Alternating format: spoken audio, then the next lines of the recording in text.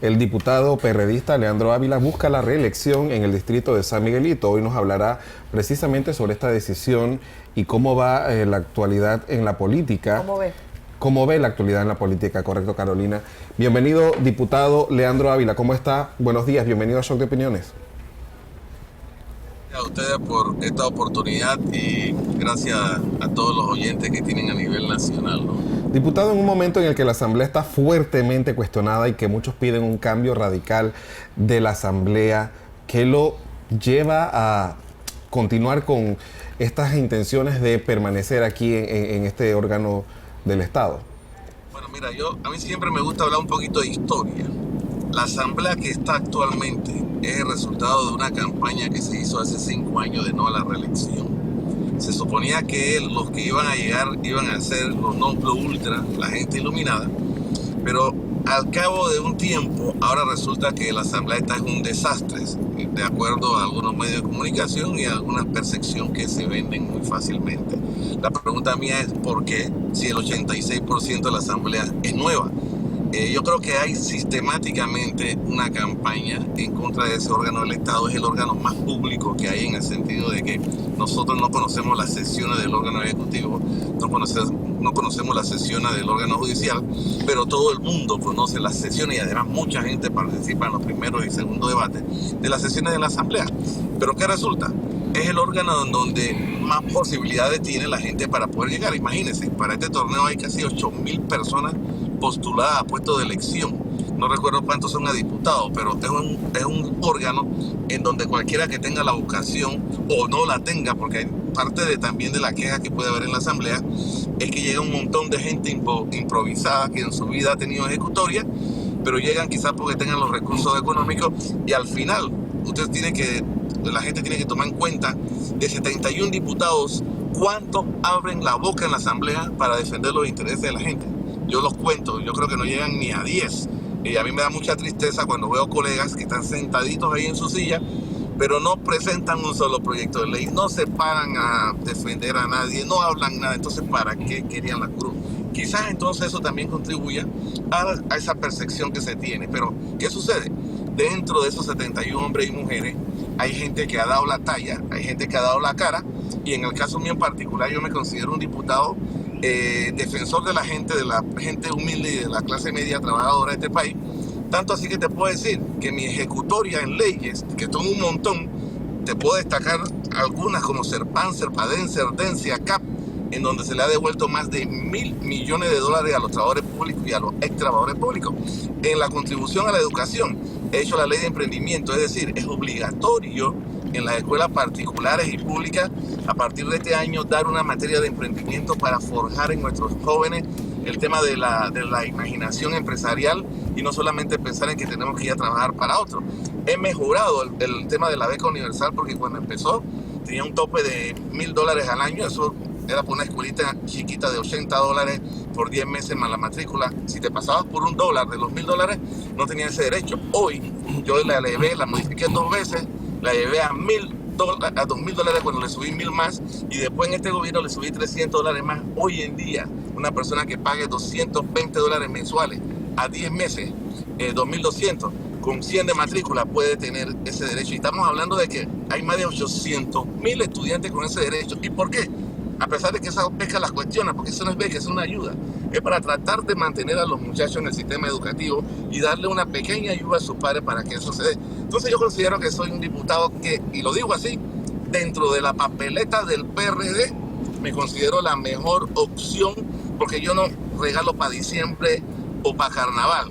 Mis leyes son permanentes para la existencia del ser humano, ¿no? Señor Leandro, ahorita conociendo un poquito las iniciativas suyas que se han convertido en la ley, algunas bajo el actual gobierno, ¿qué propone Leandro Ávila para este nuevo periodo el cual está aspirando? ¿Qué quiere cambiar o qué le gustaría seguir cambiando de la Asamblea, o desde la Asamblea, perdón?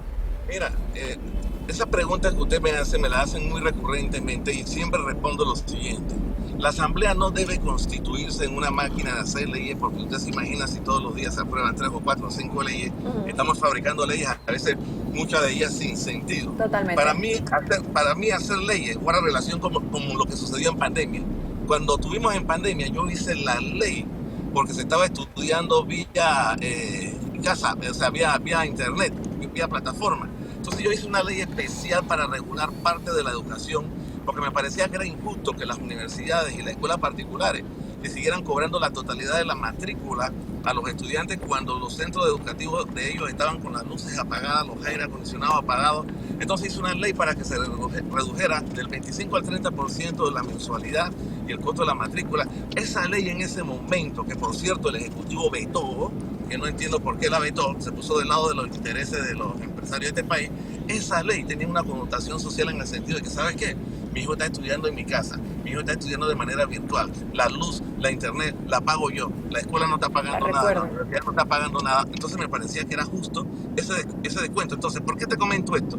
Porque las leyes tienen que estar en función de la evolución de la sociedad, ¿no? Es decir, yo no me puedo parar hoy y voy a presentar la ley de no sé qué, la ley de la paloma, la ley del agua, no. Las leyes tienen que ir en función de la necesidad de la sociedad. Así que yo soy un diputado que tengo el timing, y le llamo timing al concepto de que me asocio con la gente, voy a los bancos, voy a los supermercados, voy a la farmacia, ando por ahí conversando con la gente, y en función de esa conversación que uno va haciendo con la gente, es que yo puedo ir creando leyes de importancia. Ejemplo, ¿cuántos en Panamá saben que yo hice la ley de los accidentes menores? ¿Qué significa esa ley? Constantemente usted está en la carretera, usted está en la ciudad y usted ve un tranque enorme, pero cuando usted tiene una hora y está en el tranque y pasa por el lugar que era, una persona le pegó a otro por atrás o un carro tuvo una pequeña colisión. Entonces, esa ley que viene a resolver, el problema del libre tránsito. Si su carro tuvo un accidente menor, ¿qué significa? Se puede mover motorizadamente. La ley dice, bueno, intercambien el formulario de la empresa de seguro.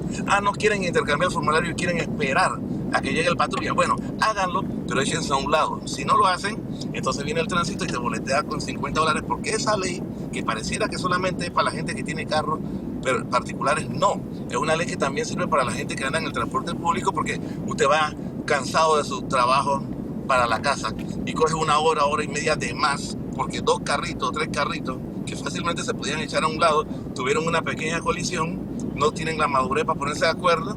Entonces la ley dice, ¿sabe qué? O lo mueves, o cuando viene el patrulla tienes tu boleta, porque estás obstruyendo el libre tránsito. Bueno, son leyes que yo he hecho y tengo muchísimas más. Hice la ley para los pensionados jubilados. Mire, aquí en este país, yo no sé cómo lo hacen, pero alguien tiene un negociado con eso. Cuando usted se va a jubilar 6, 8 meses antes, comienzan la financiera a bombardearle su celular. Venga a buscar préstamo, venga esto. Yo le llamo a ellos el préstamo de la muerte. Pero ¿qué me pasó? Me encontré con jubilados en San Miguelito que su cheque era de $18 por quincena. Entonces yo me decía, ¿cómo puede una persona vivir con $18 por quincena? Entonces cuando veo el talonario de esa persona, es que tenía como 5 préstamos de financiera. Entonces yo regulé para que ningún jubilado y pensionado, sus cheques se le pueda endeudar más del 50%, salvo que ese jubilado todavía esté pagando vivienda, entonces se le permite el endeudamiento del 70%. Eso viene a frenar la especulación que tenían las financieras con nuestros jubilados. Señor Ávila. Ajá. Sí, hablando y a propósito de leyes, hay una ley muy polémica que es la ley de carrera administrativa y que muchas personas han considerado, esta ley se presentó el año pasado, si mal no recuerdo, y que muchas personas han considerado como una ley de blindaje para los funcionarios del PRD que estén en este actual gobierno. ¿Qué piensa usted sobre este proyecto de ley? Que el gobierno, mi gobierno, ha sido demasiado lento para las cosas que tienen que ver con los trabajadores de este país, en especial con los trabajadores públicos.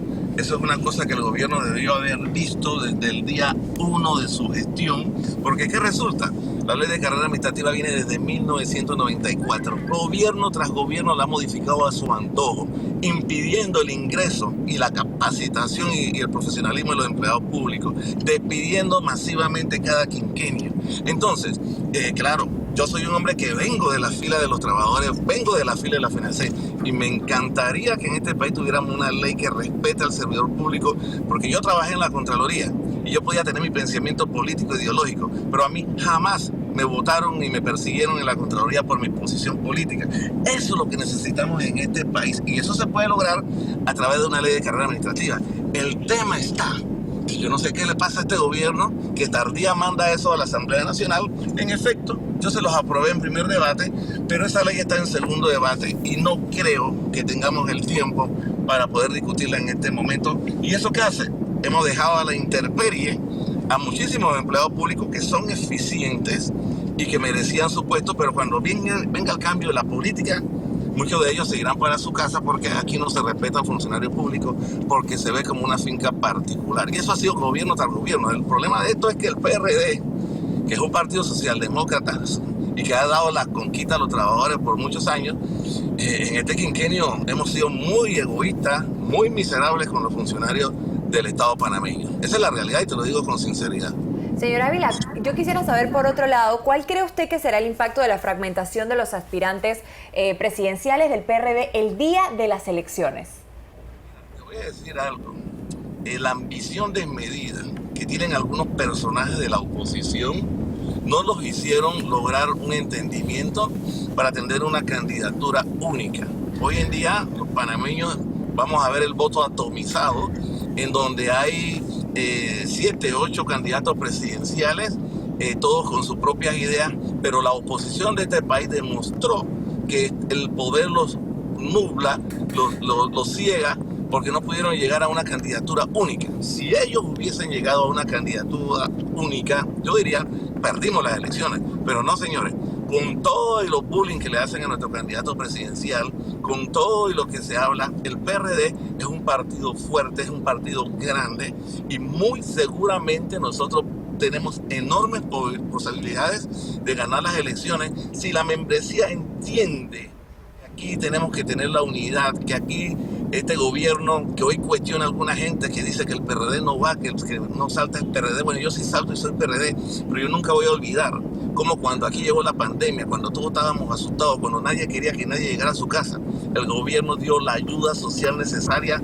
Cuando la empresa privada despidió a más del 90% de los trabajadores, el gobierno mantuvo 100% de la planilla pagada por 2 años y medio para poder ayudar a la paz social que hemos vivido, pero además en cada rincón de este país llegaron alimentos para poder darle la mano al panameño. Compramos más de 14 millones de vacunas. Y usted dirá, pero si somos 4 millones, ¿por qué 14? Bueno, hay gente que se inyectó 3 veces, hay gente que se inyectó 4 veces, y producto de eso tuvimos las mejores vacunas.